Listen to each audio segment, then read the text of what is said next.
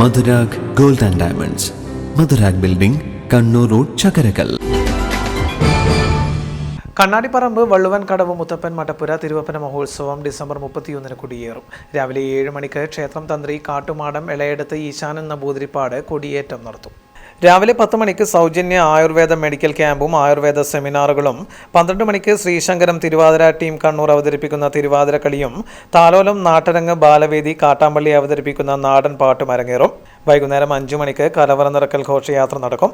രാത്രി 7-ന് തിരുവപ്പന മഹോത്സവം ആഘോഷ പരിപാടികളുടെ ഉദ്ഘാടനവും വിശിഷ്ട വ്യക്തികളെ ആദരിക്കലും KV സുമേഷ് MLA നിർവഹിക്കും.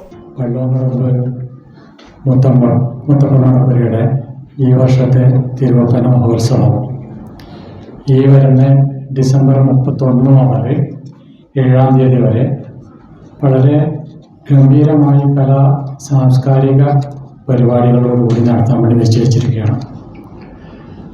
ഈ വർഷത്തെ പ്രത്യേകത എന്ന് പറഞ്ഞു കഴിഞ്ഞാൽ നമ്മുടെ ക്ഷേത്രം നിലവിൽ വന്നിട്ട് 20 വർഷം പൂർത്തിയാകുന്ന ഈ ഒരു വർഷമാണ്.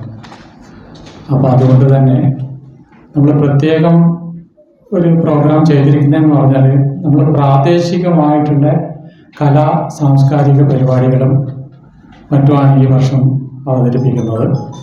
അതുകൂടാതെ തന്നെ വളരെ വലിയ രീതിയിൽ കണ്ണാടിപ്പറമ്പിൻ്റെ എല്ലാ ഭാഗത്തു നിന്നും ഒരു കലവറ നടക്കലും അറേഞ്ച് ചെയ്തിട്ടുണ്ട്. സമ്മേളനത്തിൻ്റെ ഉദ്ഘാടനം ബഹുമാനപ്പെട്ട നമ്മുടെ MLA സുമേഷാണ്.